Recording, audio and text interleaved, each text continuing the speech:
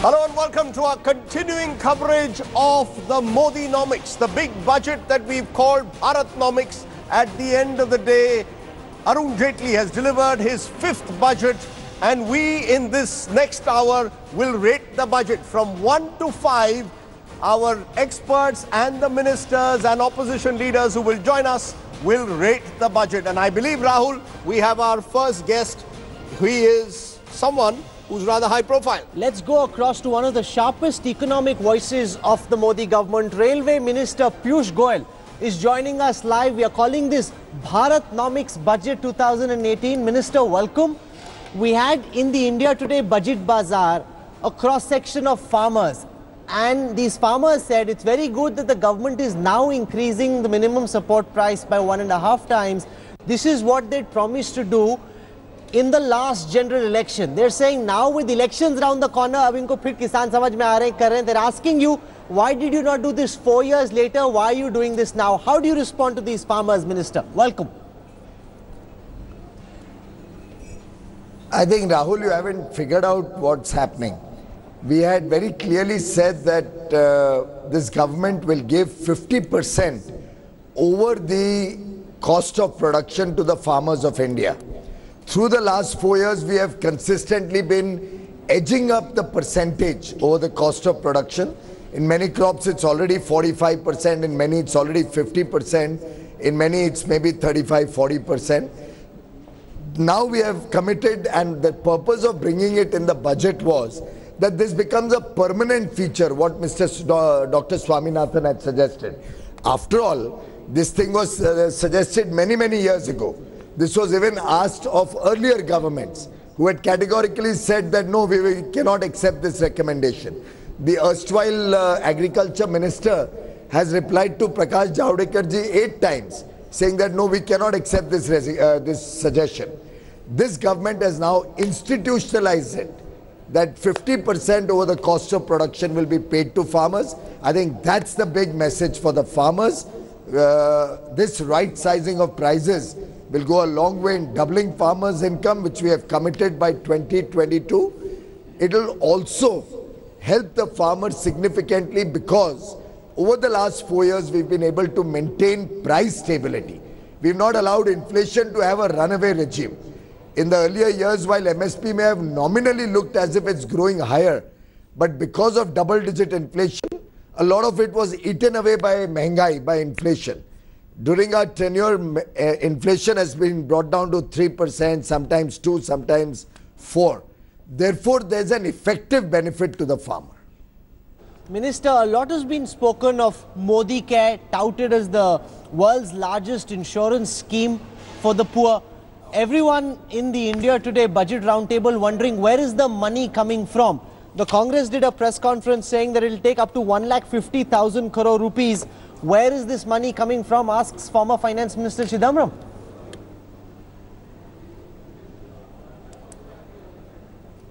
Well, unfortunately, Mr. Chidambaram could never think of such bold measures. Therefore, he can only look at where the money will come from. As far as we are concerned, this is an effort which will be possible given the combined might of the central and state governments and the various medical establishments that we have and that will be developed over a course of time. The fact is that there is a lot of capacity in the whole system, which when put to effective use, when used more efficiently, can provide this kind of facility. And bear in mind, Rahul, it's not that 10 crore families become sick at the same time and everybody needs 5 lakh rupees worth of treatment. The fact is that this is a burden which when it falls on a poor family, it can devastate that family. He has to borrow from a money lender and then lifelong keep paying the interest, repaying that money. It's had terrible impact on many families. This comfort of 5 lakh rupees or expenditure up to an amount of 5 lakhs, should it be required by any poor person being borne by the government, will help transform healthcare in the country.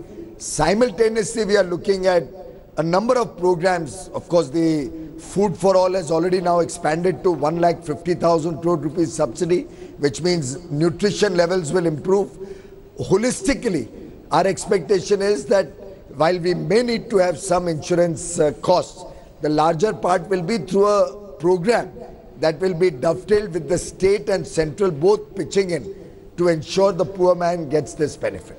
You know, Mr. Goyal, Rajdeep here, as a fellow Mumbaikar, let me ask you a question that some opinion writers are putting post the budget. They are saying that while you focused on the farm sector and focused on the issue of agrarian distress and tried to alleviate that, what of the urban middle class? What of kickstarting investment? The challenge of job creation? Has that got lost? Do you believe that this investment that you're making in health, in education, in the rural sector will actually yield benefits? What about small and medium enterprises that have suffered post demonetization and GST? Have you focused too much on rural sector to the exclusion possibly of the urban areas? Well, first of all, Rajdeep, as a fellow Mumbaikar, and I believe you must have also travelled in local suburban trains, like I have travelled, I would have thought you would have appreciated that this government has, for the first time in independent India, recognized that the Mumbaikar is 1/3 of the traveller on the Indian railway network. 80 lakh out of 2.24 crore travellers are on the Mumbai suburban network. And between Devendra Fadnavis and the railway ministry, state government and the railway ministry, we've drawn up a holistic vision to invest 50,000 crores in Mumbai to upgrade the whole network, make it safe, make it faster, and make it a much more comfortable ride. So I'm sure the Mumbaikars will be most delighted with this budget because it will transform the way they travel. Some of them travel 3 hours, 4 hours in a day. So I hope you will put on record on your channel the big ticket. I wasn't looking at you as the railway minister for a moment. I was looking at you from the point of view of the budget and how do you kickstart the investment cycle. But you started by saying you are a Mumbaikar, so I thought I will come to that. I'll answer that, but I thought you started off by saying as a fellow Mumbaikar. So I thought you will appreciate what the fellow Mumbaikar has done for another fellow Mumbaikar city. I appreciate that, but I think more people are looking at what now, will you as do far as for the the middle investment class cycle. is concerned. Can I? Yes, of course, all of this is investment. This 50,000 crores is going to kickstart investments. This 1.5 lakh crores at railways and the 15 lakh crores that all of the government departments put together are going to invest in infrastructure. Is after all job creation, is after all working opportunities. By the way, I was calculating in my railway department, when I spend 1.5 lakh crores of capex, almost 1/3 of that goes towards labor, salary, wages. All of that is working opportunities that people get. May not be a job in the traditional sense of the term in the government or railways or a large factory. What people are looking for are income opportunities, working opportunities. And the way the country is moving along with the rest of the world in this new age of technology, nature of work is going to change undoubtedly. And I think that's the big message we also got out of Davos. All the discussions there were centered around the changing nature of work, with artificial intelligence coming in, 3D manufacturing coming in. In this budget, the big picture for the middle class is of course the big 40,000 rupees standard deduction that the salary earners are going to get.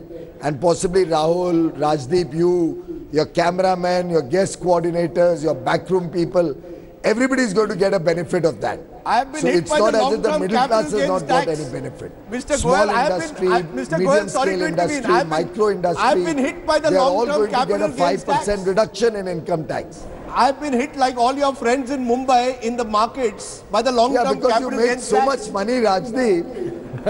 I wish. No, but Minister, on a serious note. First of all, Rajdeep, if you make so much money, I'm sure you can put a little bit so that the poor man in the village can get some healthcare benefits. I don't think you should grudge that 10% that you'll be paying. Because after all, paying tax is not such a bad thing after all. If somebody can get healthcare, electricity, an LPG cylinder, and there was no rationale behind this section of income or this very privileged and elite section of society making long-term capital gains. Foreigners making long-term capital gains at zero tax, and somebody toiling in a factory for Can I ask you if that's the philosophy, sir? 6 days a week. Sir, I just want to know whether that's the philosophy. Tax. I think this parity had to be brought in somewhere. Is that the philosophy in a sense of the budget, that those who can pay must pay? Sorry? So is that the broad philosophy now behind budget thinking? Those who can pay must pay, so that those who've been left out benefit. That if you are going to do these large social sector schemes or large schemes for the farm sector, you can only do it if those who are in a position to pay a little bit more. Was that the broad philosophy, you think, to try and somewhere raise those revenues so that you can spend? Well, I think the vision of this government, and of the Prime Minister and Finance Minister cannot be brought down to just one principle. We work on several principles. One of the principles is that there should be parity in taxation. But the larger message is that we have to care for every section of society. Our farmers are valuable to us. The middle class is valuable to us. The scheduled caste, scheduled tribes are valuable to us. The poor are most valuable to us. I think every section of society is a part of India which deserves more attention. This government has focused to ensure that everybody benefits from this budget while maintaining fiscal prudence.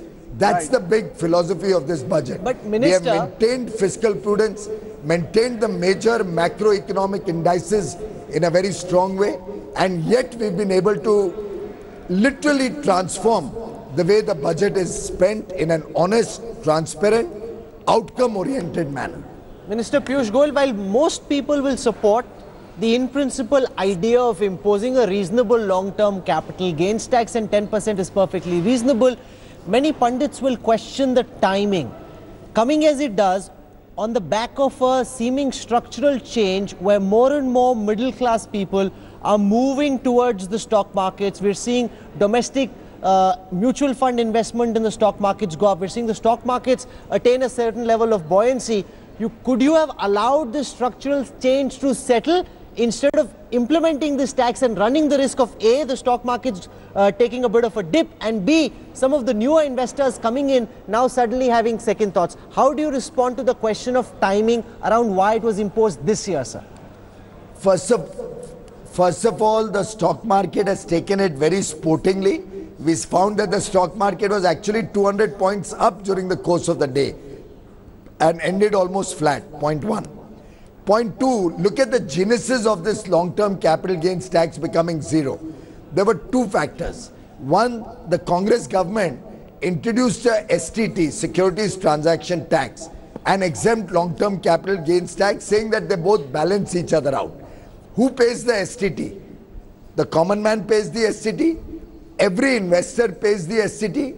You and I, when we buy stocks or sell stocks, we pay the STT. Now, that is a burden that's borne by everybody, but the capital gains benefit is enjoyed by a few.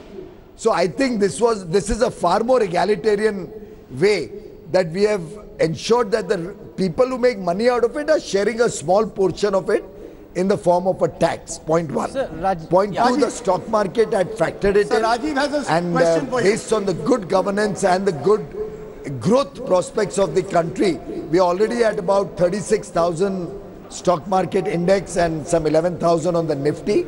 So to my mind, the stock market has accepted it very gracefully. The middle class also does not wish to not pay taxes. They wish to be a part of the country's growth story, and they wish to be a part of the story of serving the lesser privileged, those who could not board the train all these years. The minister has back-to-back lives lined up. So one final question before we let him go. Coming from my colleague in Business Today's managing editor, Rajiv Dubey. Rajiv. Mr. Goyal, is there a jobs roadmap in this budget? Is this budget going to be creating jobs of any kind?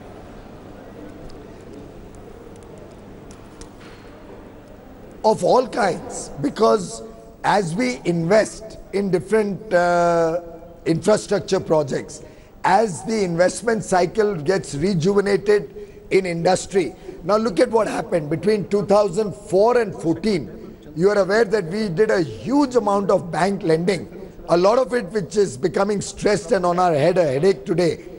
and created capacities or created half-built capacities which are never in the first place viable. We didn't have the demand at that point of time, and therefore kept having evergreen loans, interest burden piling up, becoming unviable. We are right-sizing all that. We've cleaned up the mess that we inherited. At the same time, with the demand growing, a lot of those unused capacities are getting consumed. And now you're finding that credit growth has once again come back into the market. You're finding a lot of commercial paper. So you find that almost all the large companies today are more dependent on commercial paper than on bank borrowings. So I think the investment cycle is also coming back. We are finding a lot of interest in the large projects that are being bid out. I personally had meetings, for example, on my signaling of the railways. We are planning to invest $12 billion, 60,000, 70,000 crores to revamp the entire signaling system of 118,000 kilometers line length across the country.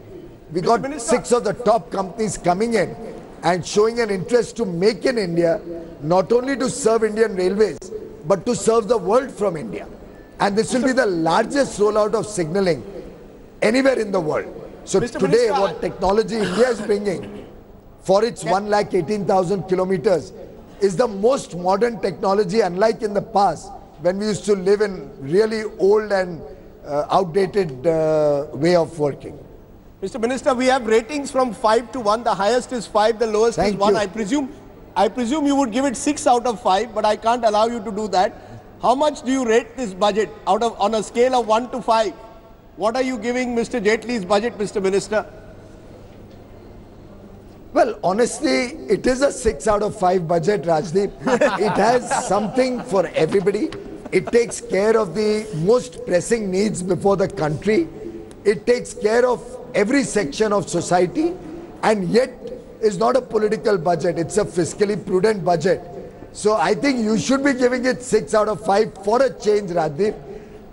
In the interest of honesty and accepting a good thing for what it is. Okay, fair enough, Mr. Minister. Appreciate your joining us. Thank you very much. Is that, it's interesting, the government has these, he's among their more articulate spokespersons, giving a sense that they believe that this is fiscally prudent and yet not an election budget. Right. I think that's, that's the way they're balancing it. But there is Adi Godrej, who is joining us at the moment, or spoke to us a short while ago. Let's go straight across to Adi Godrej, former president of CII. And Mr. Godrej, how do you rate the budget? I think I don't want to give it a rating, but it's not a bad budget. Some things were good, some things were not so good. What is your biggest takeaway, Mr. Godrej, from this budget? What is your biggest takeaway? Well, I think the emphasis on agriculture is good. It will help, if well implemented, it will help revive the rural economy, which is very important for consumer revival and agri-industries revival. I think it will be good for the rural economy. But what was very disappointing is that the corporate tax rates were not reduced as promised by the finance minister in a budget speech a few years ago. It was only done for companies up to 250 crore turnover, which is only the small and medium sector. So all the major companies in India are left with a very high corporate tax rate, especially in a year where the US and UK have brought tax rates down. It will leave Indian companies uncompetitive, and that is a disappointment. Therefore, I'll ask you in conclusion, will this budget kickstart the investment cycle? As someone who's seen industry closely, do you really believe that the Indian industry will actually invest in India? No, I think investment cycle will entirely depend on demand. If demand is created and supply is required, then investment will kickstart. Investment won't kickstart on its own. Okay, Mr. Godrej, appreciate your joining us. Let's go around the table with these numbers. 6 out of 5 is what Piyush Goyal gave. You start. And give me one reason what number you want to give between 1 and 5, right across the table. I really don't like giving numbers, but I'd say this budget has missed an opportunity that should have been taken of, reviving investment. in the economy. The capital expenditures are down actually. So private investment is not coming in, capital investment from the budget is down. So therefore, how would the investment cycle revive? How would demand revive? That's another problem. Okay, Ravi Shankar Prasad is joining us on this broadcast. Yet another very senior minister of the Modi Sarkar. Here we're discussing Bharatnomics. Is an attempt being made, Minister, through this budget to try and reach out to rural India, to try and reach out to the Kisan and say, here's a government that is A, concerned about you, and B, will do what we can to try and address your problems. Is that the principal message in this budget, Minister?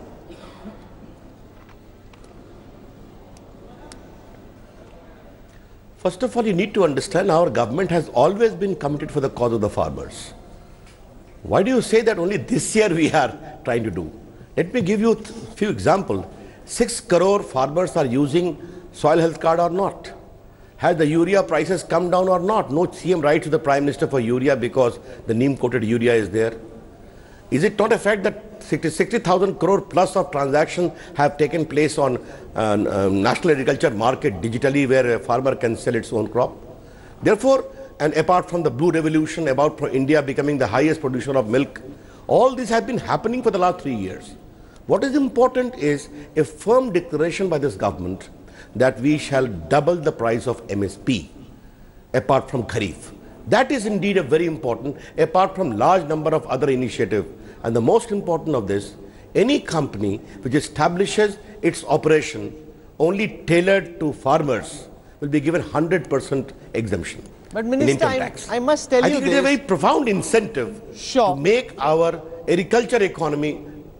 While increasing minimum support price is something that farmers welcome, they do ask this question because we had about 24 farmers with us in the Budget Bazaar we did.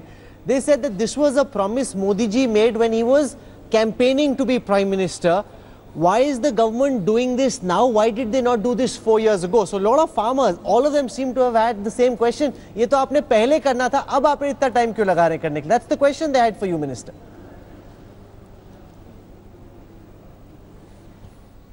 But the reply is very simple. Others were done. This time it has been extended to all. Now the point is, you need to see it completely in totality, as I said. Making all the ecosystem for our agriculture economy to ensure double the price of income for farmers. I think it has to be seen a whole part of that process. And the digital connect to the farmers in terms of exact use of the platform for augmenting their income, lowering the price of fertilizer, lowering the price of seeds, all are a part of that whole process, which I think is required to be appreciated. So what would you say, Mr. Minister, to those who say that this has been done on a day when the BJP has lost 2 by-elections in Rajasthan? Does this mean that this was an election budget? Obviously, the budget was framed much earlier than the elections, but there is one eye on the elections, the recognition that farmers matter, and therefore this has been done with one eye on the elections, and elections could even be brought forward to November, December, along with the state elections. Is there any truth, Mr. Minister, in that?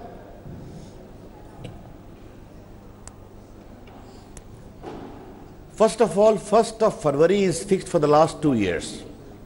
There was no possibility of by-election, no incumbent had died by then. Therefore, that is overstretching it too far. Yes, we have lost 2-3 elections today. By-elections have their own ecosystem and their own dynamics. Just to remind you, Mr. Rajdeep Sardesai, I remember we had lost about 5, 7 or 8 by-elections in UP before the actual assembly elections. And I was interacting with you in some program, and you said, in the Ayodhya place, you have no future. What happened thereafter is well known to you. You follow my state, Bihar, also very closely. In the year 2009-10, Nitish Kumar lost 10 by-elections in one go. What happened thereafter? I can only say right lessons must be learned. And if there is a weakness, shortcoming, we need to improve that. Larger issue when the election will be held, I think there is no need to presume that. You have got an order assessment to give us grade or not to give us grade, or to describe it as election-centric budget. We work for the country to improve the country with dedication, commitment, and most important, honesty. Now let me ask you a question today. You go asking a lot of questions about rural part. Do you know initiative which I have taken today is bearing great results, and I would like Rajdeep you to know, because you travel in the country. Today, BPO in small towns have started operating in cities like Kohima, in Imphal, in Dibrugarh, in Guwahati, in Patna, in Muzaffarpur, in Unnao, in Bareilly, in Lucknow, Allahabad, and you follow Maharashtra closely, also in Bhiwandi, also in Aurangabad, in Nagpur, Trichurapalli, Pondicherry, and many other places. Because I wanted digital revolution to emerge in small towns of India. I consider in 15, we have in 2018 beginning, others have started. Okay. In the case of today, indulgence was given by Arun Jaitley ji on custom duty to make India a hub of Make in India. Just one sentence finally here. When our government had come, there were only 2 mobile manufacturing factories, Mr. Rajdeep Sardesai. Now there are 115. In Noida only, about 45 factories have started operation. This is how we are seeking to change the country. Therefore say, from physical to digital, that's what is the canvas of our transformation. Minister, a lot of people watching this broadcast have been plugged into the cryptocurrency, the Bitcoin revolution. So far, this was flourishing in the realm of grey. Now, with the finance minister saying very explicitly that cryptocurrencies are illegal as law minister, how strongly do you see the government go after various cryptocurrency operators? And what happens to all of those, including the likes of Amitabh Bachchan, who've invested in bitcoins or other currencies? How will you deal with that, Minister?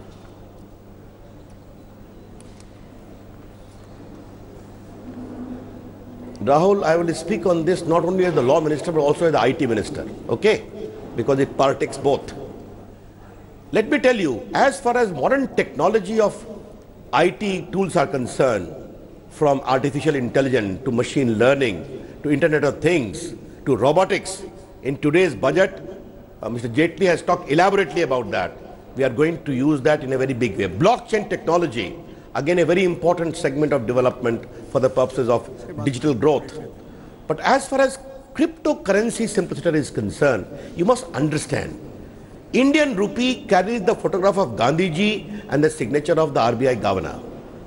The pound sterling of United Kingdom carries the photograph of the Queen Elizabeth and the signature of their top banker, CEO. In case of a dollar, there is the US dollar, there is photograph of George Washington and the Federal Reserve Chief. That is how you identify a particular currency. The government's authority, the legitimacy, and also the credibility that this particular tender is properly encashable, against which I can purchase goods. What happens about cryptocurrency? Who owns it? Who certifies it? Are you going to give permission to the terrorists and the extremists and the corrupt people to exchange their transactions? Therefore, without taking any names, no other countries, big countries have given it any indulgence, and we don't propose to give it any indulgence either. But having said that, I must clarify that all new digital technology shall always be promoted. And as an IT ministry, I am promoting digital economy as a $1 trillion economy. And for the sake of your viewers, Rahul, let me very briefly recall, India today has the biggest footprint of WhatsApp to your other platforms, from Twitter to Facebook. India today has the largest platform, third largest of startup movement, of your other e-commerce, telecommunication, IT services, digital payment, all is rising phenomenally, electronic manufacturing. All these comprise the digital economy, and we propose to scale it up to $1 trillion in the coming 5-7 years with 50 to 75 lakh employment potential. Rajdeep, that's the vision we are looking forward to. Mr. Minister, just about a week back, the Prime Minister in Davos actually rejected the idea of economic nationalism and protectionism.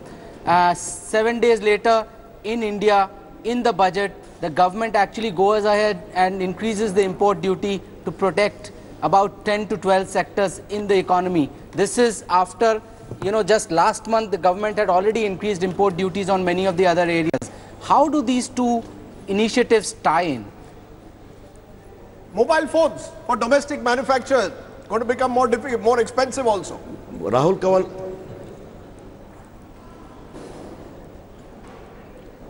Kanwal, I hope you had called me for one-to-one. But since this question has been asked, I will reply. Okay, you ought to have told me. The reply is very simple.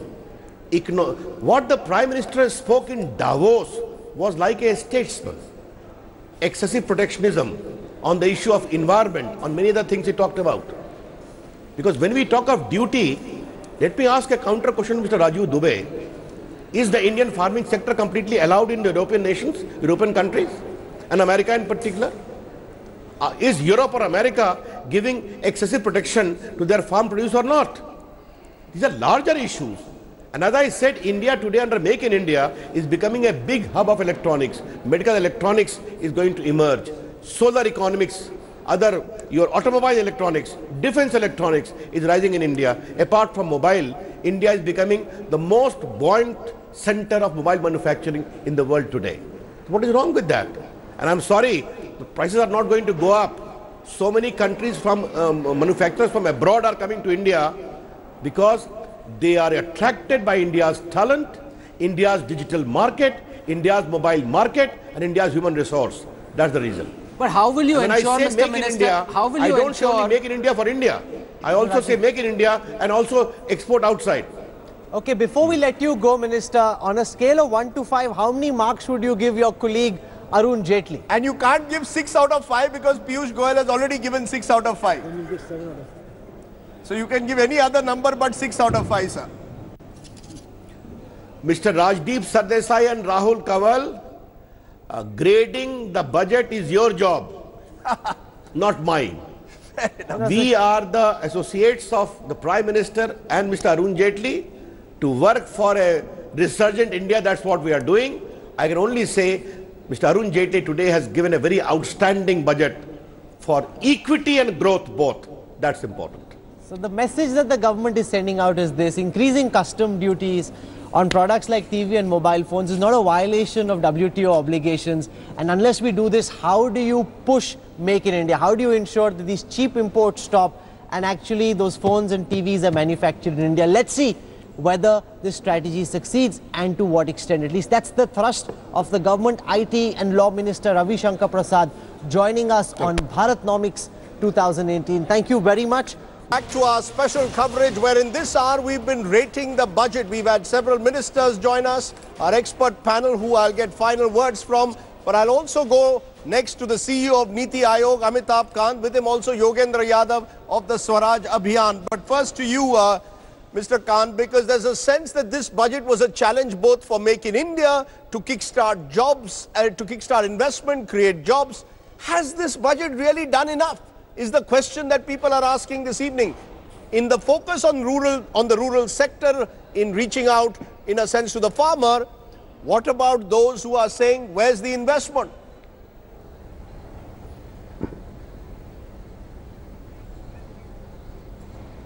Rajdeep, if you look at the budget in its entirety, I think firstly the budget is very transformational as far as the social sector is concerned.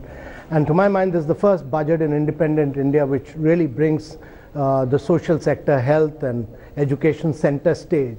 It lays huge emphasis on agriculture in terms of ensuring that farmers get a better price. It lays a lot of focus on allied activities, fisheries, horticulture, dairy, animal husbandry, etc. But if you look at it in totality, I think it should give a huge impetus to job creation. One of the key things is this focus on 12% payment by government on EPFO for every new job that has been created. And for women job creation in particular, it brings that down. The contribution for women is brought down from 12 to 8%. So it is brought down to 8%. So I think in its entirety, the budget is really based on livelihoods, is based on rural development, is based on agriculture, and a massive, massive thrust to the social sector. You're saying a massive thrust in social sector. Therefore, Yogendra Yadav, why are you and others, I've been listening to you this morning, skeptical about what Mr. Jaitley has delivered? I thought you would be satisfied with the farm focus. Rajdeep, unlike others, I love election budgets. I wanted it very much to be an election budget. I like budgets which actually give money to the last person, to poor, and get votes from them. That's politics, it's valid politics. My simple question is, has it actually done it for agriculture? It amazes me how easy it is to take the media for a ride when it comes to agriculture and rural areas. I want to be happy with this budget, but I don't count the budget by the number of words spent on something, by the theatrics around it. I look at the budget for plans, I look at it for legal changes, and above all, I look at it for budgetary allocations.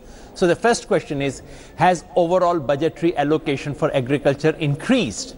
The answer is no. In percentage term, actually overall agricultural allocation is 0.02% less than last year. Second, with so much emphasis in economic survey on the challenge of climate change, has the budget for disaster management relief increased? No, the answer is it's actually reduced. With so much talk about giving farmers price protection, what happened to price stabilization fund and market intervention funds? The answer is the allocation has actually gone down from last year. What about irrigation? Yes, the allocation has gone up. But is it of a quantum which was required to respond to the challenge posed by economic survey? The answer is no. What about farm loan waiver, conditional, limited, in whichever way? The answer is zilch. We are left with one thing, and that one thing is the huge declaration on MSP. Rajdeep, I must say, I really must say, if I made a similar declaration about share market, anchors in studios like this would tear me apart. What is being done here is a goalpost has been shifted. What Mr. Jaitley has done is, to put it mildly, a sleight of hand. Cost plus 50%. The definition of cost has been changed. It's not the cost that Swaminathan Commission had recommended. Swaminathan Commission specifically said comprehensive cost, which is called C2. What he has done is he's picked up a partial cost and said 50% on top of that. My simple question is, Mr. Jaitley, if this is the cost you had in mind, why were you cribbing about the Congress? Congress was already delivering what you are promising today. So either Mr. Modi was lying in 2013-14, Congress 50% nahi deti, main dunga, or you are lying today, Mr. Jaitley. That's the question. That's the question. Given that, I'm going to ask both of you to rate the budget and then go right round the table. But Amitabh Khan, you know, you have this unique ability, and it's your strength to talk things up. So I presume you're going to give it 5 out of 5 or 6 out of 5. But are there areas of darkness that you see where you would have liked to see more happen? Or do you believe that this budget plugs all the gaps? Yogendra Yadav has pointed out one just now. Rajdeep, I'm not in the business of I'm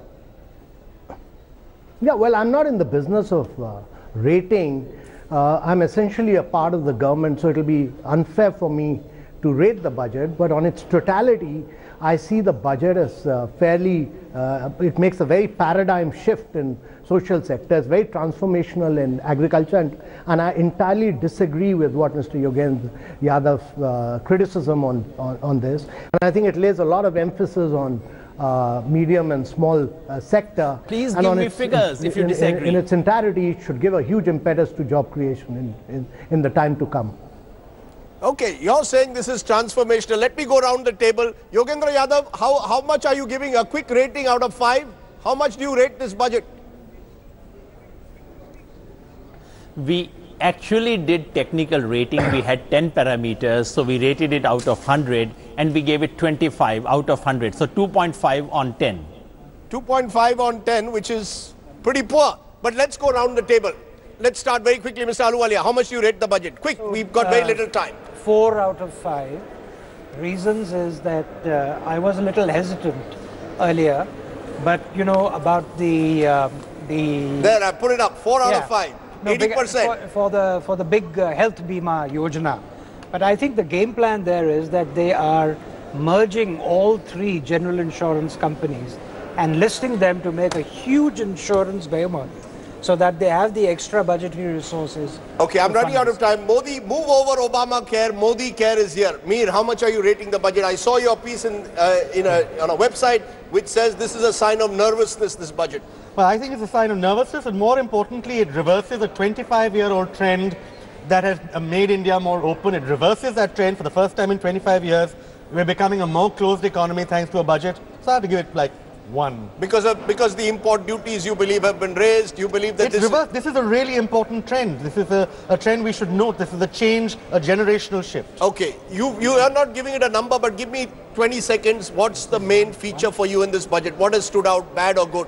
Okay, so this budget, which spends about 14% of GDP, has a lot of money to give to a lot of sections, but the point is it misses the opportunity to revive investment in the economy because capital expenditure in the budget is down.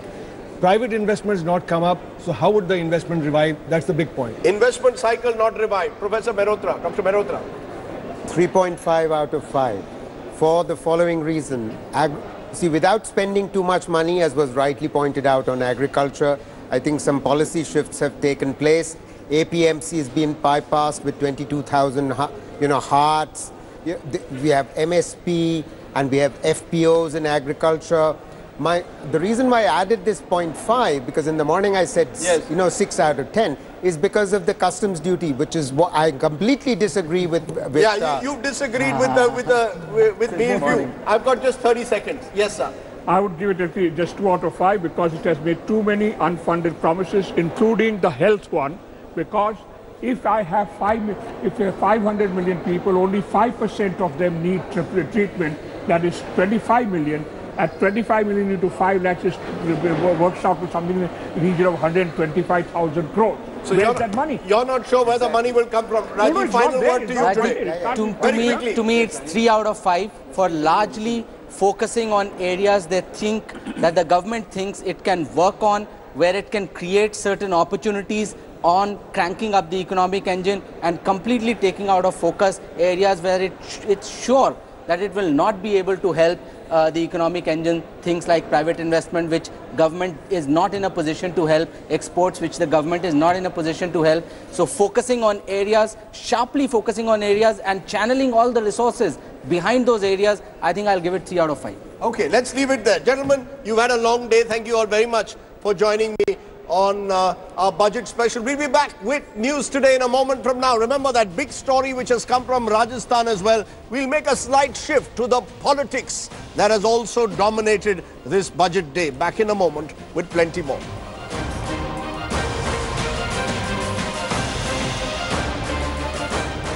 Thanks for watching the video.